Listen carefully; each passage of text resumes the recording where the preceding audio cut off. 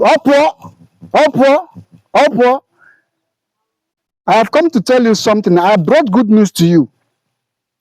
Umu Igbo niile ebe ọ bụ na ị nọ na.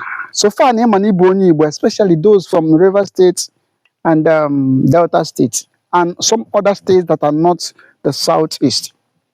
I want to tell you that Igbo Amaka and those yanji wee bịa ndị na-ekworo ga-ekwekwa by force. Ife anyị na-eme bụ ife mmụọ onye ka nji wee nọrọ n'ụdị a na mmụọ ka nsi wee pụta. If you are looking at me, don't think that I am just ordinary.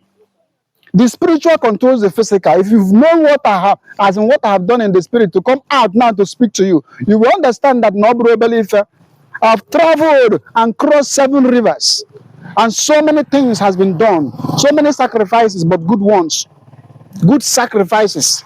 And this is to unify the Igbos. Listen, yeah. Wherever you are watching this video, I want you to do something. What I want you to do is especially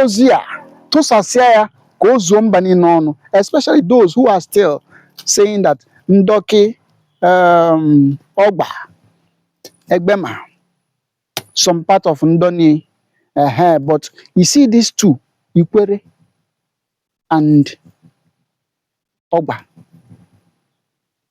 I am coming for you. I am coming for you people in a way that you will not understand. When I meet you in the spirit, you will understand that if you think you are spiritual enough to face me, I will tell you that I am well prepared for this course. Igbo unification is real and nothing will stop it. I didn't want to be in watch him. I think get to cut that camera.